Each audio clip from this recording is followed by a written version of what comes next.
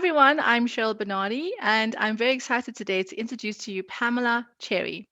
I met her about 2 years ago before the crazy lockdown things happened, and we were fortunate to have quite a few conversations. And each time I spoke to Pamela, I just connected more and more. She has a passion for young people.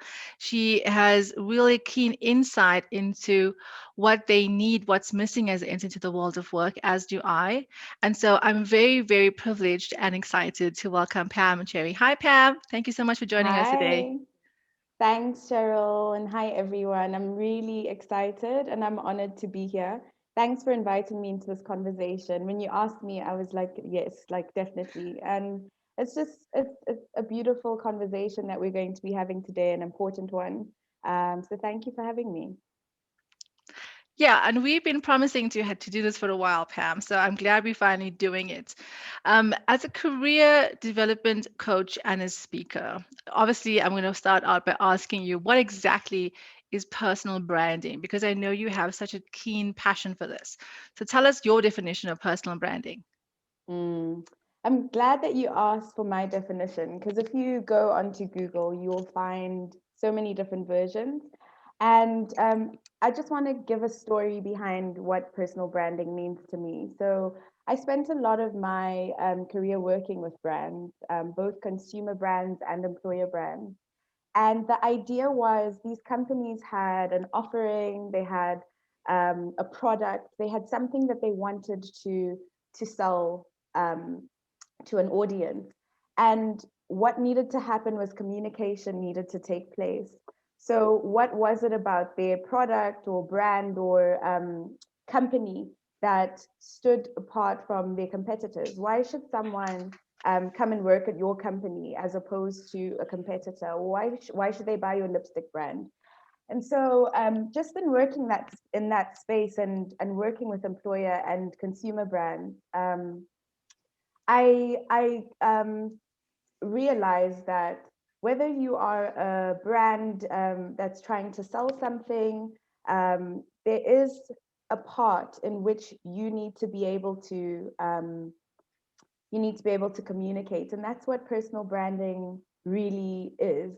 And so, as an individual, you have something to offer.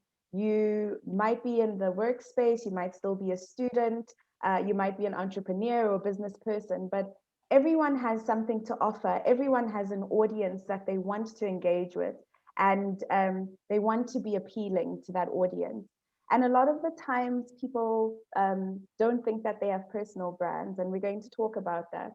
But if you're going for an interview, you're taking your personal brand with you. By sending your CV, you're already engaging and communicating your brand. And so, personal branding to me is really just a way in which you are represented as an individual. So, the way your personality comes out, the certain traits that you have. So if you think of a brand, what are the associations that you get when you think of this brand? And that's pretty much what you need to think about when it comes to your personal brand. So what associations do you want people to have about you? What messages are you sending directly or indirectly? And so when you're not in the room, what is your personal brand saying about you? So I don't have a sentence definition. You can find those online. But that pretty much is my story of what personal branding is. It's how do we experience Cheryl? Hmm. No, I love that you said that, Pam. I love that you spoke about how, as much as there's consumer brands, there's also basically what message you're putting out there in the world, and how you are communicating that is in the way that you pitch or present yourself to the world. And so I'm just reflecting on my own brand over the years. I told you earlier on that I started my first job at the age of 17 before my 18th birthday. And if I look back, the Cheryl then is very different to the Cheryl now, because Mm, of the trauma I experienced through various forms of abuse in my life. This is why I'm passionate about wholeness, because who you are, we can't separate that from what we do. So the challenges that I was having in my personal life echoed into my into my professional life. So I look back and I cringe in my early stages of my career. of some of the stupid things that I did. Not No, but I because think everyone cringes. We all can cringe. If you were to go back into like my gallery or my social media when I was in my 20s or when I was 19, trust me, there is enough to cringe about. Yeah, so but what you're keep saying, going. Pam, is that we have permission to evolve. Okay, that's really what I want to kind of bring across there is that just as brands evolve, so do your personal brand evolve. As you grow, your brand evolves. So I can be much more confident now in saying this is who Cheryl is because I've had a lot of growth and I've had to choose things that help me to get maturity down the line. So you do a lot of work, Pam, as I am still doing in the university space and specifically graduates coming into the workplace. And this is something I've noticed, and and we have discussed this. Something you also share is that there's a lot of pressure now for young people to achieve a lot. Actually, what takes people 20, 30 years to achieve when they're first starting out in their first kind of year of work. So, what does the emerging generation, in your perspective, need to understand about personal branding and its link to their professional achievement? Mm. So you are right. I work with young students, graduates, and I'm attached to a scholarship program, the Michelle Scholarship Program. And a lot of the conversations we have are really around this, around how you um, marry your professional or your academic self to your personal brand and how you use that in a way to help you stand out and secure opportunities, graduate opportunities once you are done. And so it's one thing to have good grades and to have all the accolades and achievements that all the employers are looking for, or potential clients that you could be working with if you are in the entrepreneurial space. It's one thing to have all the criteria, and that's usually what you'd be screened against. But when it's all said and done, it boils down to who you are and your why, and your personal brand has to communicate that. And I think now more than ever, your survival and your success is strongly linked to the way in which you position your personal brand, the way you put it out, and the clarity that you send in the way you communicate your personal brand. And so, one thing that I would like to say to any student or graduate who's looking for a job, or if you are looking to put yourself into a space where your business, if you're a business owner, really depends on your marketing of yourself and your brand. What I want to say is now more than ever, this is the time to really get deliberate about who you are, what you want, and really work around the messages that you send in the different platforms, be it face to face or online. You need to be able to bring all those skills and all those achievements to the table alongside your personality and your skill set and your uniqueness to the table. Yeah. So you really now more than ever, it's about you as the individual and not what you studied. So yes, Pam, I just love what you said there, just in terms of aligning values with the organization. And Gen Zs, more than ever than previous generations, are really looking for organizations that they can connect with that actually share their values. And so what happens with university students, graduates going into the workplace is that they feel that disconnect.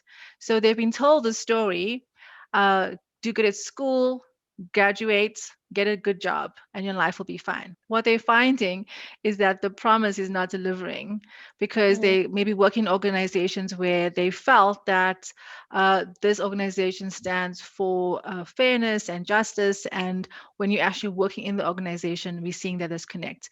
How are you helping, how are you coaching young professionals to deal with that reality in the workplace? Yeah, so I completely agree with you. I would actually say in my time, when I graduated, in those days, just having a qualification was enough to get your foot into the door into an organization. And now with NASFAS and all the funding that you find available to a lot of South African students, the competition is on another level. Everyone has a degree, everyone has a qualification. if you look at the unemployment rates in the country, and now with just the tech disruption, with COVID happening, we're now operating globally from our homes. It's no longer location based. So the amount of competition out there really must challenge every individual to start to think about that, to start to think about what are companies, what are employers actually looking for? What is the world of work asking of an individual like me? Um, and so in preparing young people to work and thrive in this space and compete in this space, a lot of coaching goes into it. And the coaching is around personal development and self awareness. So, really starting to interrogate who you are as a person and what your interests really are, what you want to contribute, what type of project you want to work in. It's actually getting to that granular level where it's not just I want to be a part of this company because you're part of the big four. It's you actually have a passion for the work that they're doing, the technology that they are engaging in. So it's all about interrogation. And so the work that we do, you, Cheryl, and everyone who's in the youth development space at the scholarship program that I engage with, and also just in my personal capacity as a coach, is really focused around having the conversation with you, the student, you, the graduate. It's about you. And before, it used to really just be, this is my certificate, this is my degree, look at what I've achieved. But now you're actually sitting at a table, and the recruiter wants to know about you. They want to know about your interests. What are your values? Where do you see yourself? What can you bring? What innovation can you bring to our team? Show us how you would work on X project. And so, if you are really just going with a cookie cutter approach and thinking that you can thrive and get the type of opportunities that you deserve, it's not, it won't work that way. And so the coaching that we do is really focused around getting comfortable with self, really learning how to communicate who you are in a way that is uniquely set to you. And I know I'm going on a tangent here, but a lot of the times when I speak to a student who's just about to graduate and we're talking about the next step, um, the the conversation starts with, okay, so what do you want to do? What type of jobs are you looking for? And there's a little bit of confusion because the student will usually just say, look, I'm willing to take on any opportunity that I can find. I just really want to start working and earn a salary. So it's all around being chosen. It's all around just being taken by an employer and starting to earn a salary. And that's not the case with every student, but I am finding that that's a conversation that always shows up. It's really about being chosen. And so the coaching that needs to go and the training that needs to go into young students and grads is really around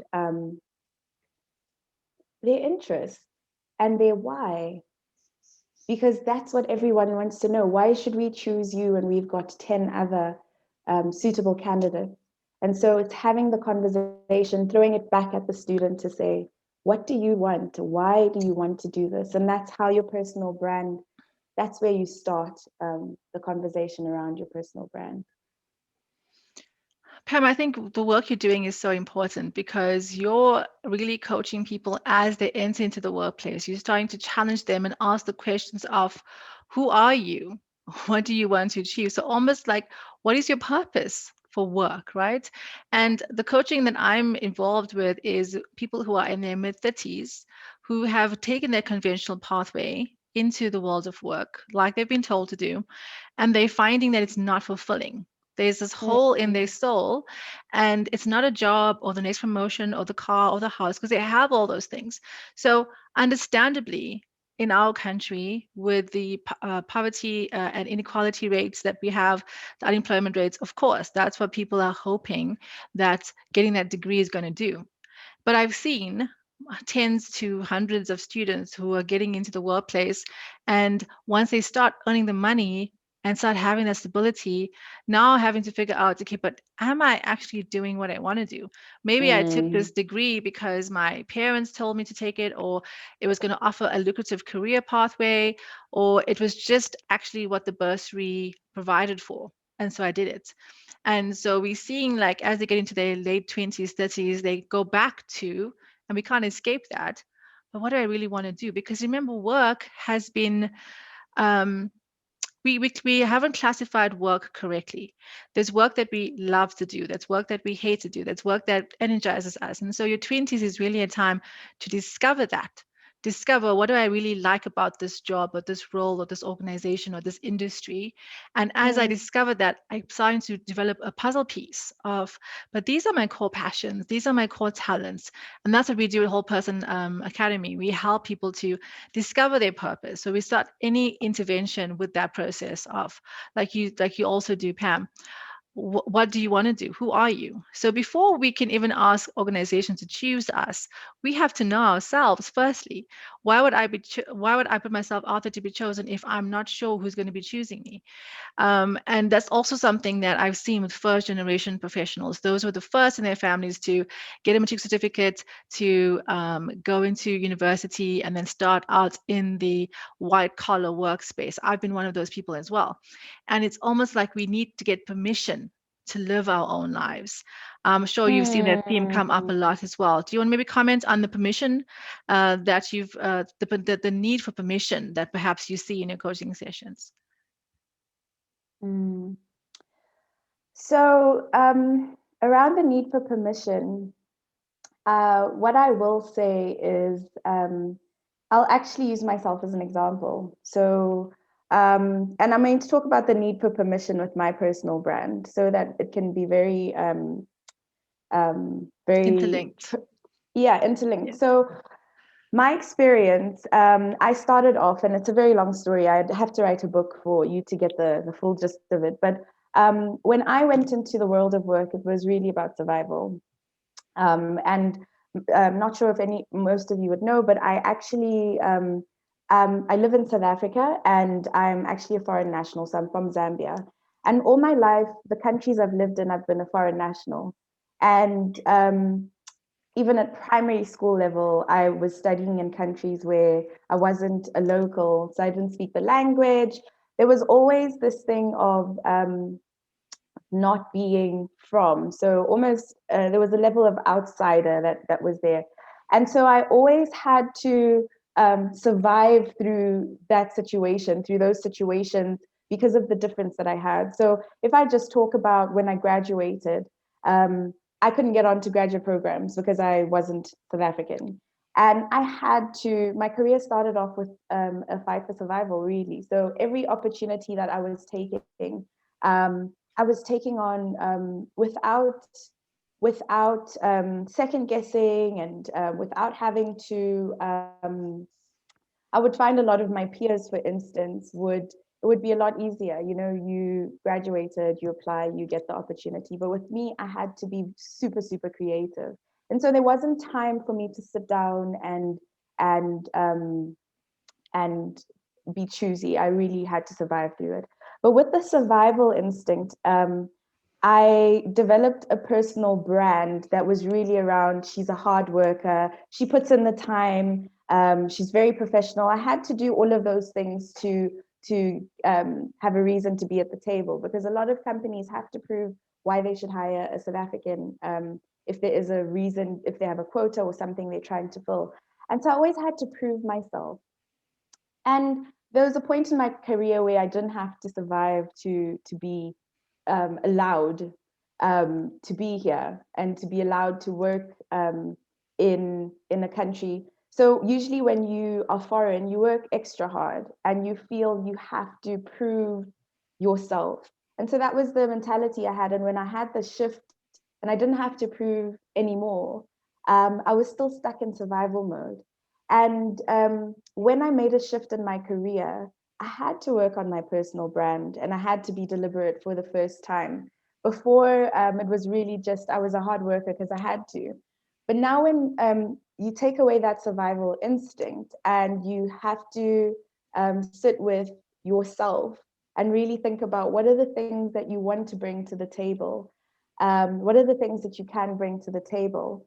My experience was I was hit with imposter syndrome, and I was just like, um, I found myself in a position where I felt like I needed permission to put my personal brand out because I wasn't riding on hard work or all the other things. I was riding on my personality. So a lot of the work that I do, a lot of the clients I get hear about me because I put myself out there and I'll share what I'm doing. We'll have a conversation, and I have to be deliberate about sharing my personal brand and who I really am.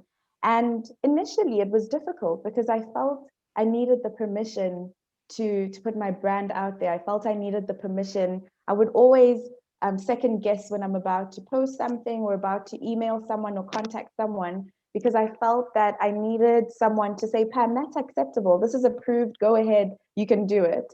And there's no one to do that. There's absolutely no one to do that but yourself. And so I really completely recognize with the whole need for permission. And I find you get two types of students or graduates who are putting themselves out there or struggling to. And the two are you get those who are just naturally confident. You can go into the Instagram profile and they're making videos for days and they just know how to put themselves out there. And then you get the majority of people who don't know how to put themselves out there. And I sat with a student last year and we were talking about putting herself out on LinkedIn and starting to share her personal brand. And she said to me, Pam, I just don't look like all the students that you see on these adverts for graduate opportunities. I just don't sound like the ideal candidate to get onto into X company. That person was dealing with insecurities and she was feeling inadequate and she needed permission to apply to these companies. She wasn't applying to companies that she was actually qualified to apply to because she didn't feel her brand, she didn't feel adequate. And so I really, really recognize with that. And it's something that I think holds a lot of people back when it comes to personal branding. It's feeling the need for permission. I feel like we need a whole webinar just to unpack that topic because it's so huge. I mean, as you've been sharing your journey, I identify with that a lot. You know, I did also start on my career in survival mode, got accepted to go to Wits University, was devastated when there was no money and I couldn't. I didn't know about burses at the time. And so my career was kind of accidental. But if I look back now, I see how every single job I had helped me to develop the skills that I now use today.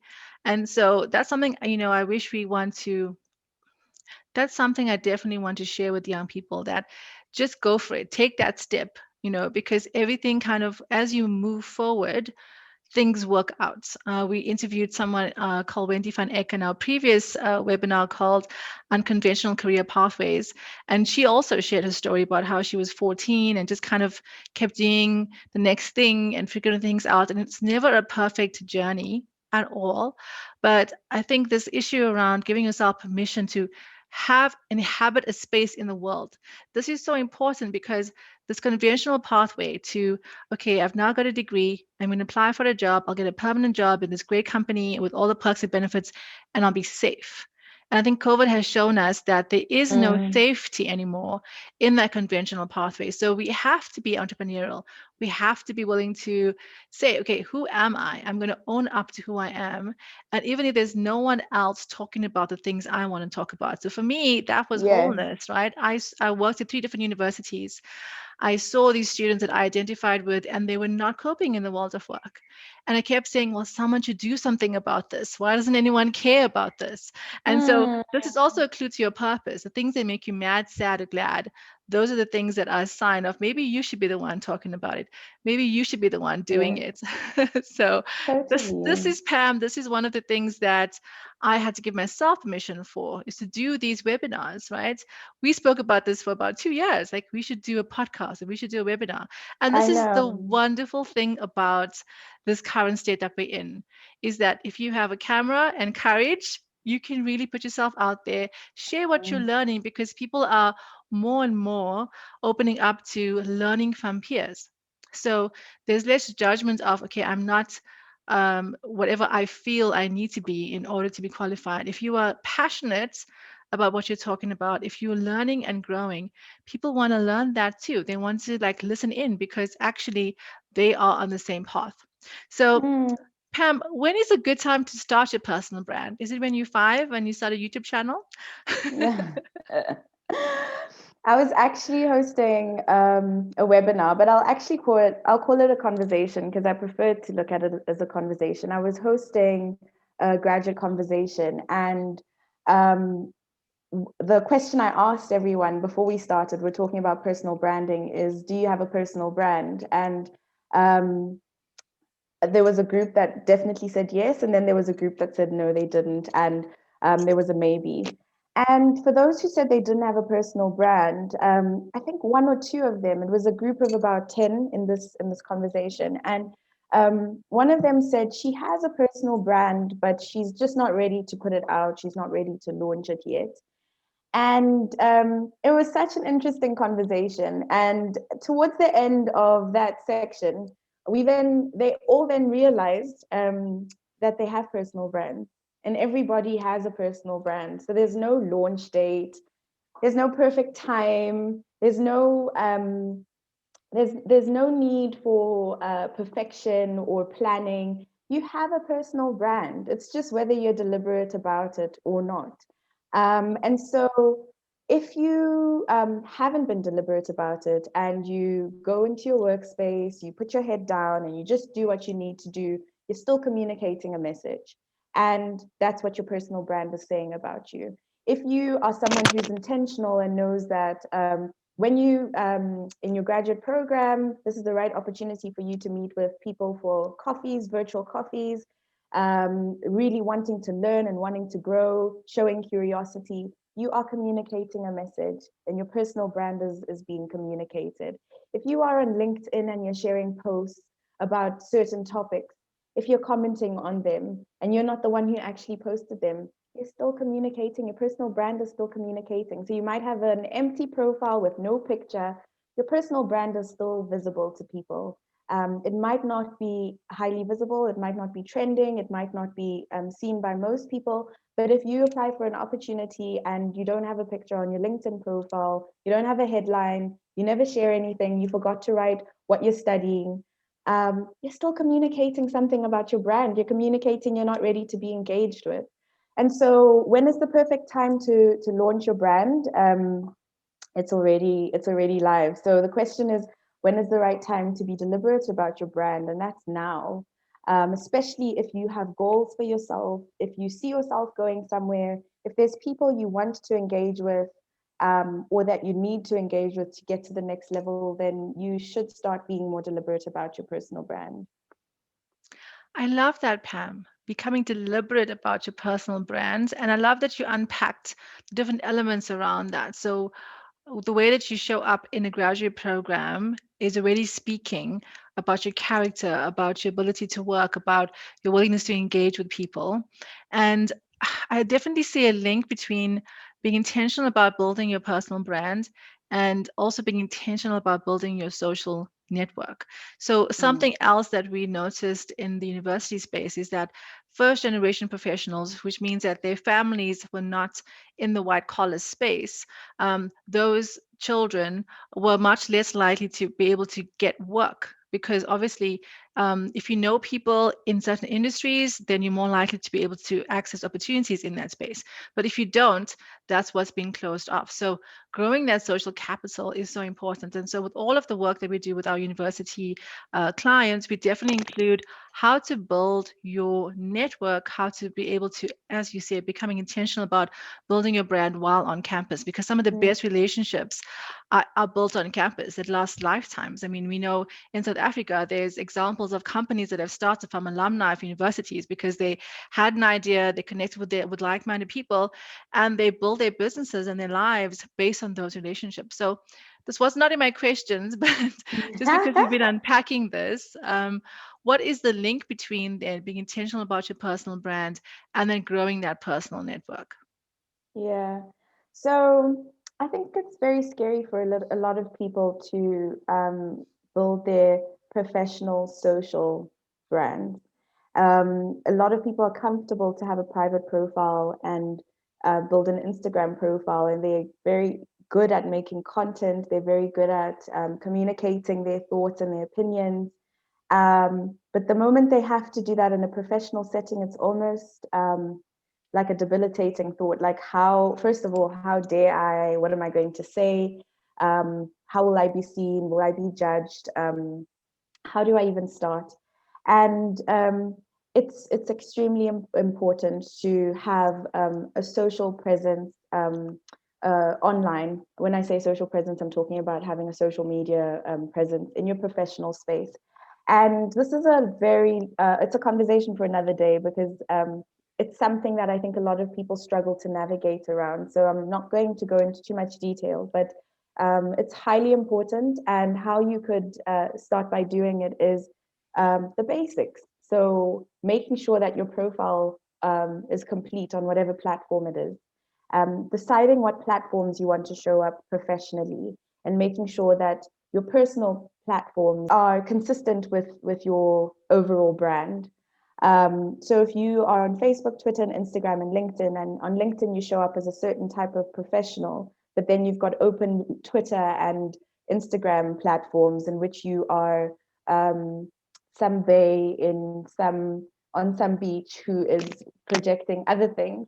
You need to be happy that whoever is seeing that in a professional space is able to look at you in all areas of your life that you're showing to the public, and still able to receive the message that you want them to receive. So let's say you have a profile on LinkedIn and you show up professionally, and your line manager is in your WhatsApp community. And so your number is saved in your line manager's phone. And you are showing up professionally at work and on your profile on LinkedIn. But your WhatsApp stories are highly controversial or provocative, in whatever context you want to put that, or inappropriate in the professional context. And so your WhatsApp story is really for your friends and that community, and that's who you're trying to engage with. That can become problematic. It really could be career limiting for you. And so those are things to be mindful of, just the basics that a lot of people tend to forget.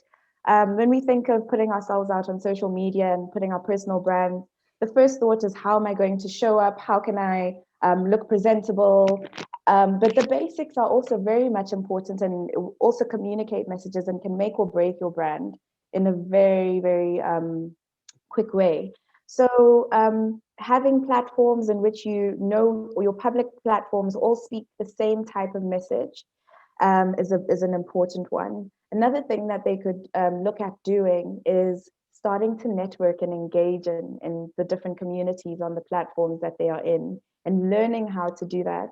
And I always say to my students who are nervous about engaging on LinkedIn is to start small. Start off initially by just watching and seeing how people communicate on the platform. So maybe before you put out your first post, read a couple of posts, see what your peers are posting, see what people in the company that you are working in or want to work at are posting. With some of the students I work with who are nervous about communicating and networking on LinkedIn, I always say start small. And to begin with, maybe just start off as an observer. So create your platform, make sure create your profile, make sure your profile is complete and you're happy with it. And then from there, go and see what people are sharing and posting. Have a look at what your peers are posting and decide whether that works for you or whether it doesn't. Look at what people in the organization you want to work in or that you're currently working in, what are they posting? What are people posting in different countries? What content is being shared on LinkedIn? What content appeals to you and where you're trying to go to? And from there, you start to learn how to communicate in that platform, what is acceptable and what is the language of that platform. And you know, with different platforms, people engage differently. Another thing that I say to such students who are nervous around networking on LinkedIn is to start off by sharing posts, sharing things that you've read online that might speak around things that you're passionate about or that you're interested in, and maybe write a little comment and start from there. Reshare someone's post that you feel matches um, your values or what you believe in. Leave a comment on other people's posts. And from doing that, you'll slowly learn how to authentically engage on LinkedIn. And in that way, your brand is already communicating. So if an employer wants to invite you for an interview, but they want to just scan and see what's happening on your platform, your LinkedIn profile, I keep calling the platform, but your LinkedIn profile, they can go and see what you're interested in, what you comment on, what are the things that stand out to you, what's your take on the matter. That's already communicating. And when you get more comfortable, then you can start creating your own original posts.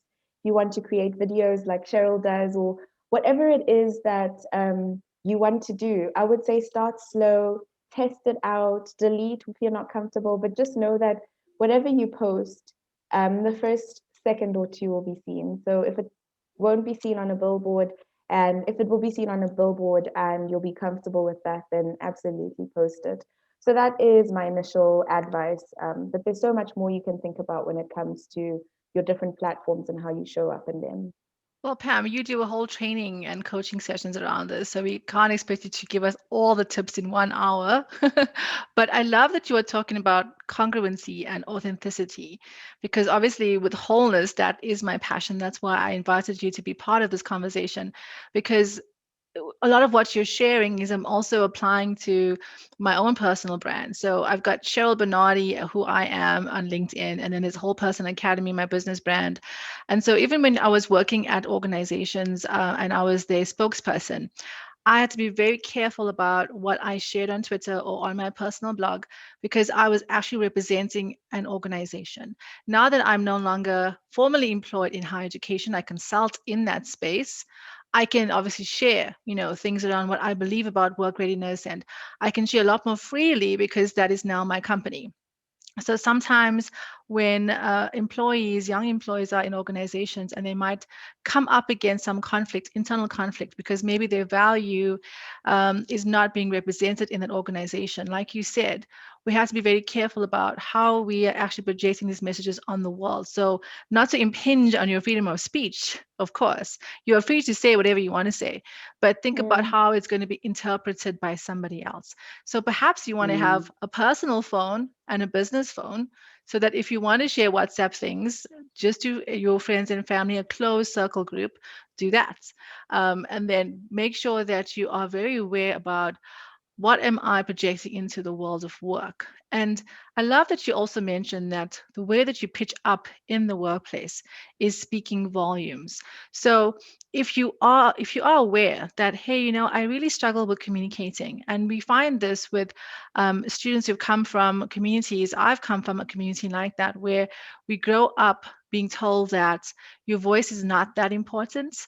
You don't have a yeah. right to speak. You know, we have issues about even just nonverbal communication. So often in certain cultures, we don't look people in the eye and speak to them. Mm, And so when we take that into the workplace, not interrogating it, we sometimes have blind spots into what's actually hampering our success. I've spoken to people who run graduate programs, and they've often said to me, you know what, Cheryl, there's like, for example, 3 to 4 graduates, same qualifications, same caliber, but the person that's able to communicate more effectively is the one that gets the job. And so, mm, if we don't understand these hidden layers of communication, we can obviously just put it down to, oh, but they're not fair, or it's a race issue, or whatever else. But yeah. like you said, you've had to fight, right? You've had to fight because you were always on the outside. You've been the outsider. Mm, In a way, that's mm, helped to build up your brand of tenacity and strength and actually being able yes. to build something, by yourself. But we don't often realize that there's these many factors that go into how are we being heard, how are we being seen. I remember someone that we worked with in one of the organizations in the universities. She had this not a very healthy relationship with the manager, and everyone knew that. But the day that she resigned, she slammed the door and she was swearing the manager. And I was thinking, that's not a nice way to Mm, end a job, because what you're saying there is that she's probably feeling very angry and relieved that now she can finally speak her mind. But the way that she did that, we'll always remember that. And Mm, so her last day was not a nice last day. It was very uneventful, and she kind of left, and everybody was like heaving a sigh of relief because now this conflict is now left the organization. And so the way that sure. you enter an organization, the way that you leave an organization speaks a lot of things as well. Because Mm, obviously we're going to have different jobs in our careers. And so when I would resign, obviously there's a month notice. And so I would make sure that there's projects that I was able to hand over. And one person said to me, "But why do you care?" I'm like, "I'm still working here. It's still my job." It's like, well, most people after they resign, they just kind of, they check out and they don't continue with their stuff. They don't finish well. Have you mm. noticed any of these characteristics in the graduates and early career professionals that you are coaching? And what advice do you give them in terms of being congruent and being more intentional about how we are actually showing up in the workplace?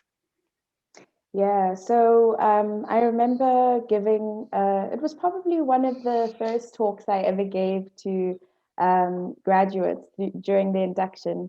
And the one thing that I said to them is, you need to make sure wasn't around personal branding. We're talking about taking ownership of your career. And the one message that I had was, you need to be able to make your work your superpower. And so Pam, when please you say that are again. That is so brilliant. Please repeat that. no, that you need to be able to make your work your superpower.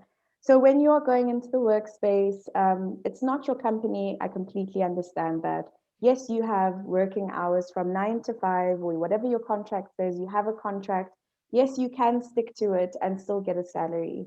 But the truth is that it boils down to your work ethic and why you are engaging in this company, why you've chosen to be here. A lot of people have this attitude, and I was speaking to graduates, but even just from my personal experience and working alongside peers in the same company, you find those with the attitude of, I'm just here to get my work done, and I'm going to get my salary, and I'm going to go out of it.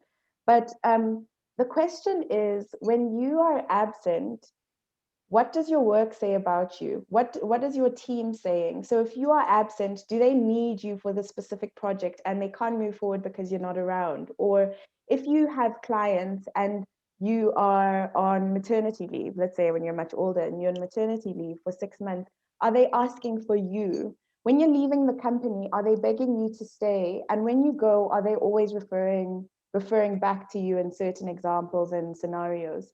So it's really and back to the topic of personal branding, it's your personal brand. And so if you've resigned and you feel like you've finished, you've checked out, you're done, they got what they deserved, it's now your time and it's time to leave, good for them. You can have that attitude and you can leave and you can stay like that because um, you don't owe them anything, but it's your personal brand that's communicating that you are unprofessional, that you aren't grateful for the opportunity, and that you didn't actually care about the work that you were doing. And if you're going to work at another organization that does similar work to what you were doing, um, that means that you're taking that same attitude to that very company. And people talk, and in certain industries, you find that the line manager you're reporting to might be related to someone at the company you're going to. The world is smaller than you think. And so, why I say make your work your superpower is because you own it. It's your personal brand, it's your experience, and it's how people are experiencing you. It's much bigger than just that moment. I'm so glad that we are covering this aspect of personal branding. I didn't expect us to really go into that depth of it, but it's so important because this is something that I noticed, obviously, in my 22 years of working, is that after I tried to start my business, I was around 27, 28. And I started then going back into work again. This is when I started in the higher education space in 2009. Ever since I tried to earn my own salary, when I went back to work, I really, really appreciated the salary every month because I no longer took it for granted, Pam, that this should just come to me, And so I was a much more Mm, conscientious worker. It was really a mindset shift that happened for me. I started thinking, if this was my business, would I want myself to work in there? And sometimes it was Hmm. actually no, I might fire myself. So I better change the X, Y, and Z because, even though other people were maybe getting away with not working hard or not actually doing what they're supposed to do, I had to decide, is this going to be my work life history? Is this going to be my work life reality? Or do I want something more? And so I remember Hmm. distinctly making that shift to say, but I'm going to treat this like it's my business. And I'm going to treat myself as if I was an employee in my own business. And if Hmm. I look back now, those environments that I've left, there are many people who are still in those same roles, same jobs, because unfortunately, people get complacent.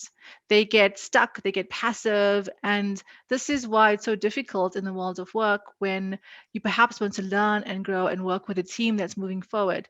Then you get those people, like you said, with those attitudes of, well, I come to work, I put in my time, and then I just leave. And the company should Hmm. just be grateful for that. And I think it's a travesty for the organization because I would not want to keep that kind of employee in my organization.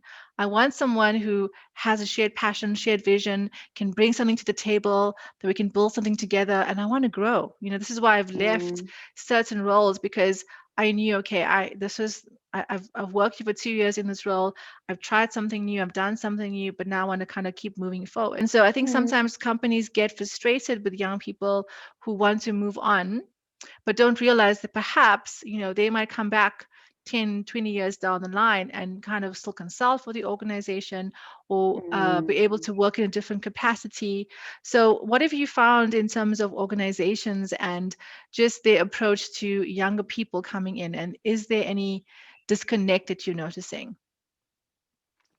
So I have to say that um, maybe 4 years ago, 5 years ago, I did feel there was a strong disconnect. And I used to work with a company called Student Village, and the work that we were doing at the time was really around bridging the gap between your graduates and managers, and the age gap, the generation gap, and the difference in culture and all of that. And in those days, it really was a crisis. I guess I could put it that way, because that disconnect resulted in a lot of tension in the relationships with taking on grads into the workspace because of so many things that you know about millennials and Gen Zs and how they have been painted. But I must say that after some years and working in the space that I'm working in now, and still working alongside employers, because I am a member in an association in which there's a lot of employers, and I do feel that we live in a time where there's a lot more learning and development taking place. There's a lot more compassion for graduates coming into the workspace and wanting to bridge them into environments in a way that they have the opportunity to acclimatize. There has always been onboarding in organizations, say your bigger companies and all of that. But I do believe, and even if I just look at my LinkedIn network and I look at some of my peers who work in graduate recruitment, I do see a lot of them who are driving content in their personal capacity, and a lot of them who are coming to scholarship to our scholarship program and going to various youth spaces and trying to share the knowledge that they have of the world of work, and to really bridge that gap of the lack of knowledge that I think a lot of students and graduates experience from not being able to be in the work environment while studying. So I do feel that things are improving and getting better. However, I do feel that there are still differences that there is room for support in, and that's around, say, your first gen students, first gen graduates, who it's their first time, like you've explained, to whoever doesn't know what a first gen graduate is. But really, just based on the background and profile of the student, there's a lot more support that is required. And so I feel that this conversation is still quite early and it still needs to continue in that space around how do we support first generation students to adapt in the world of work and to integrate into the world of work in a way that they are still able to hold on to their personal brand. They're still able to hold on to their culture and everything, all the beautiful diversity that they bring without having to change that or conform, but in a way in which they're able to get a seat at the table and take part in conversations and not feel ostracized or isolated or different or alien. And so I definitely think the work is taking place in terms of training graduates and looking at their development. But I think that there are still gaps in terms of the support required for your first generation graduate. I know, Pam, that gap is still wide, and that's why I started Whole Person Academy to help to fill that gap. So, yeah, I think also just the fact that people don't actually really fully understand what additional support is required. And first gens also themselves don't know. If I look back in my early 20s, I didn't know what I was lacking. And only Mm, now I can see actually I needed to learn about communication. I needed to actually get deep counseling for some of the real issues I was dealing with. I still look back and I think I could have accomplished much more in my early stage of career development if I had that support. So yeah, I am trying to create that support for the younger versions of myself out there in the world. But Pam, just in terms of this conversation, I think, I'm so glad that so many things have come up that I didn't think would actually fit into personal branding. And that is really, how are you showing up in the world? Taking ownership of who am I? Who do I want to become? And how can this job help me to become that? So, in every single role that you have, even if it is a toxic environment, from a toxic environment to a really healthy environment, every single job gives you opportunities to learn about yourself, to learn about how to work with other people, and to learn new skill sets. So, Pam, how would you encourage someone who is a bit tentative around being intentional about their personal brand? How do they take the next step? mm. I think that the one thing that I want to say as a starting point is that um, when you're thinking about your personal brand, which, like I said, already exists, the one thing to do is to let go of perfection and to let go of this concept that you have to be an expert or you have to have it all figured out or you have to have the right accent or you have to have the right lighting and visuals and access to a good camera so that your personal brand can be revealed. It's being revealed anyway. And I think anybody will struggle with personal branding, and that's something that's also important to normalize. Is that as we are going through, and like you said, Cheryl, at the beginning of the conversation, is that personal branding is an ongoing journey. It's not that you have your brand and you are now like Coca-Cola and you're done. Now you've arrived. It's not that. A personal brand is just it's a representation of who you are at a given time in your career or your personal life, your professional life. You have a personal brand in every aspect, and so I think it's really letting go of perfection and being able to say that today I'm ready to start to believe in myself and I'm ready to be able to show myself when I'm having conversations, be it in a boardroom with colleagues or high level professionals that are part of your company that you deeply respect or are intimidated by, be it when you're preparing to get into an interview room. It's really just to learn how to be comfortable with who you are and learning how to be seen and to be comfortable with that and making decisions of how you can be seen and knowing that you can decide. You don't have to it's not just that some people have it figured out and others don't. It can be a deliberate decision to say this is who I'm willing to be seen as, and we always make decisions like that every single day. It's just a lot of the times I think we choose to hide, and so it's what am I choosing to hide? But what I would like to say is for you to start thinking, what am I choosing to show? What is valuable that I'm holding back that I can actually share? What is this thing that sounds a bit weird, but I think could be a solution or could be creative, um, and to stop wondering who's judging you and to start to accept yourself. So um, yeah, I would say the steps are to let go of perfection, to accept who you are, to decide what you want to show, and constantly evaluate yourself. A big part of personal branding is authenticity and self-awareness. I could not have summed it up better than you did, Pam. It's really beautiful.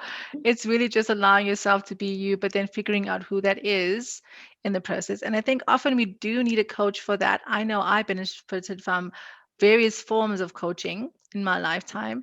But the fact that you are actually doing it as they step out into the world of work, that's exciting for me. So if someone wants to get in touch with you, get some career coaching, get some career support, how can they get in contact with you, Pam? Okay, so they can find me on LinkedIn, on Instagram, on Facebook and Twitter.